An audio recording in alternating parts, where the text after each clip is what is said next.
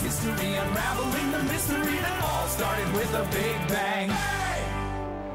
Hello everyone, welcome back to Easy Online English. I'm Sahara and we have another video today in our Big Bang Theory series.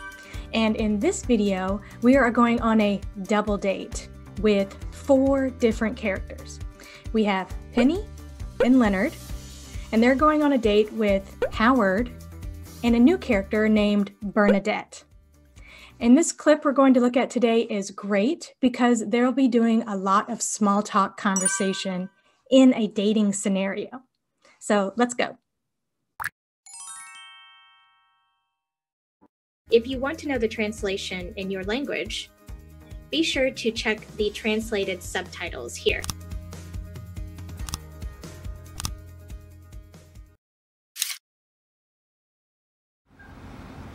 So Penny tells me you're working as a waitress to put yourself through grad school. That's pretty great. What are you studying? Microbiology. So Penny tells me you're working as a waitress to put yourself through grad school. That's pretty great. What are you studying? Howard says Bernadette is putting herself through med school. To put yourself through school means that you're paying for it yourself. It means that you're working while you're in school and you're avoiding or minimizing taking out loans to pay for school. Microbiology. She is studying microbiology. Microbiology is the study of microscopic life. When she graduates, Bernadette will be a microbiologist. Oh, cool. So you could study me. I don't understand. Microbiology is the study of tiny living things.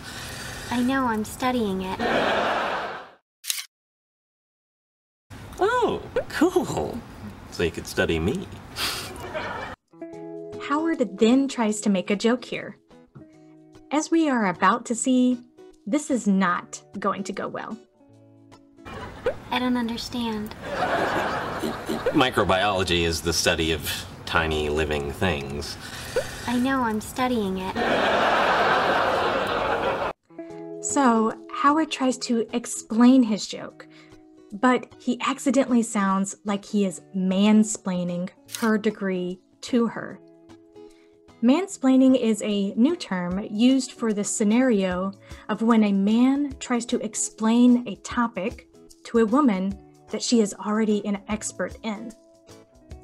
It's used to describe one of the many ways that men enact sexism on women.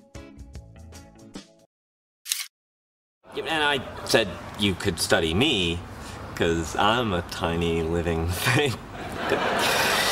It's a joke. Are you sure?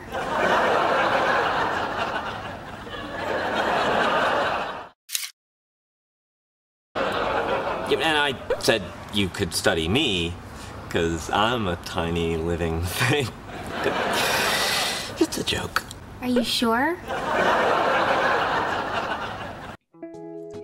Bernadette asks, "Are you sure?" This is another way to say, "Are you certain?" She's almost asking, "Did you mean to say that?" Howard just called himself tiny, and this has 2 meanings. He is most likely talking about his short height, but calling a man tiny also means that his genitalia is small. So not only has he made a sexist comment to her, but he's also made her think that he's not exactly big either. Do you like science fiction? No. Role-playing games? Like in the bedroom or like Dungeons and Dragons? Either. No.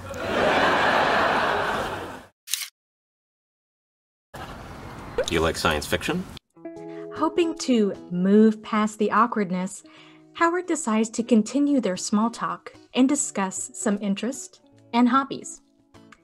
Howard is definitely what some would call a geek or a nerd in English. Nowadays, people use these words interchangeably to mean an unlikable or an uncool person, but there is a slight difference. Traditionally, a geek is someone that is interested in technology, while a nerd is an uncool person that may be obsessed with a singular hobby like comic books. No. Bernadette answers no when he asks her about science fiction. Science fiction is a popular genre of film and books. We discussed it a little bit in our Part 2 video for The Big Bang Theory. If you'd like to watch that, we'll leave a link for you to watch it after this video. Role-playing games?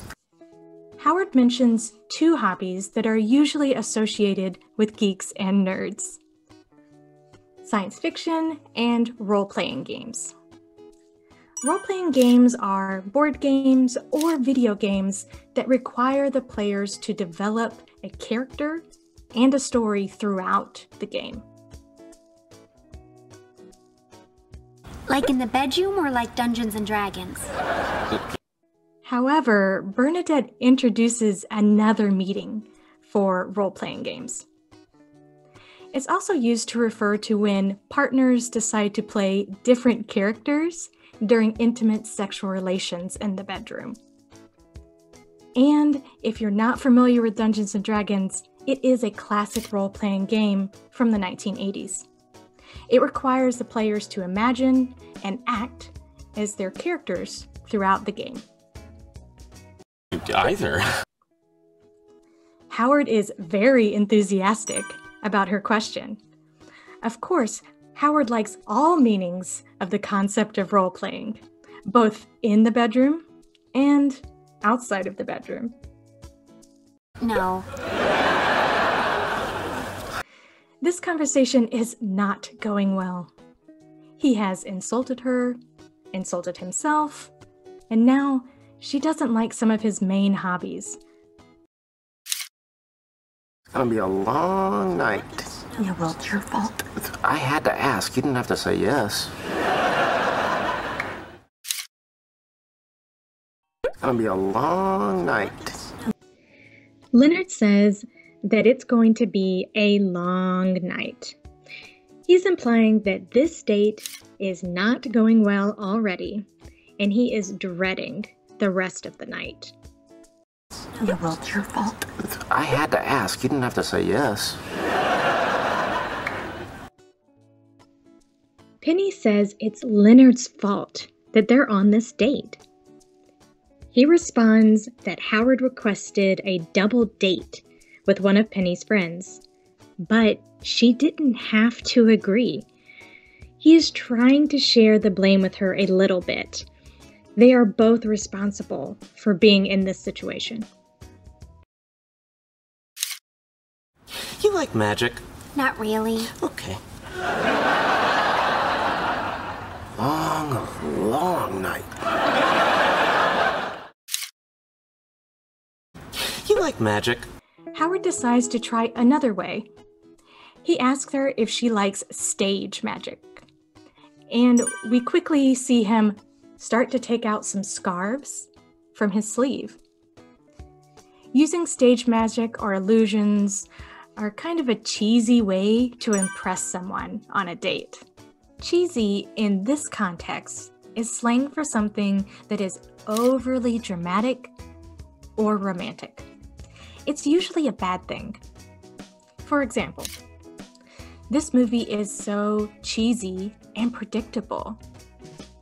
Not really. Okay. And again, Bernadette is not interested.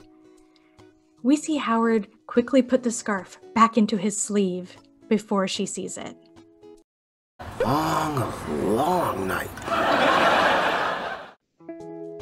Leonard repeats his earlier statement, saying it is truly going to be a long date. How about computers? Do you like computers? I use them. I don't like them. Okay. How about computers? Do you like computers?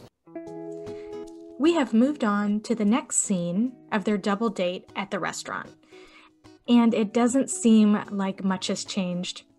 Howard is still desperately asking Bernadette questions, hoping that they have something in common.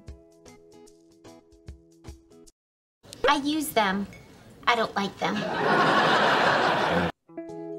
So Bernadette uses computers, but she doesn't like them. It doesn't seem like Howard can catch a break.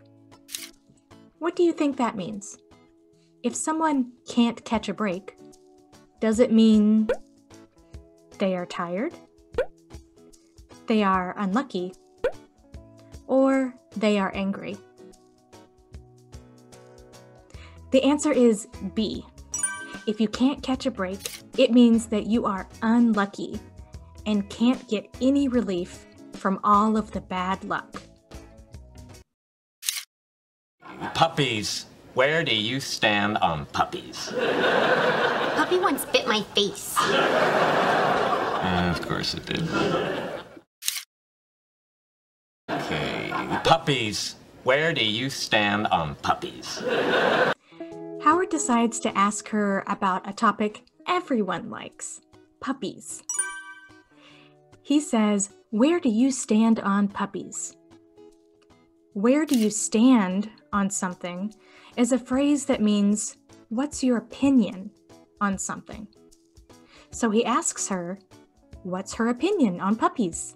Surely she likes puppies. Puppy once bit my face. Of course it did. Howard is ready to give up. It doesn't seem that Bernadette and him have anything in common. She mentions that she doesn't like puppies because one time a puppy bit her face. Howard just answers, of course it did.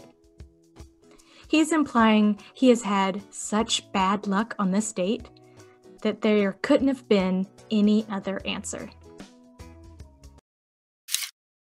How about that? Einstein was wrong. What? Approaching the speed of light doesn't slow down time. Approaching them does. How about that? Einstein was wrong.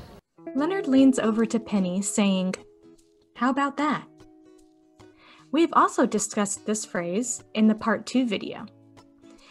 It usually is meant to express surprise. But Leonard is using it sarcastically. He means, wow, Einstein was wrong. What? Penny is confused. She's probably thinking he's going to make some academic reference about Einstein that she can't understand. Approaching the speed of light doesn't slow down time. Approaching them does. Leonard actually is telling her a joke. He references Einstein's popular theory of relativity that says, as you approach the speed of light, time slows down. He mentions that Einstein was wrong, saying that approaching Howard and Bernadette actually slows down time. He means it's been a long and boring night. How about that? Einstein was wrong. What? Approaching the speed of light doesn't slow down time. Approaching them does.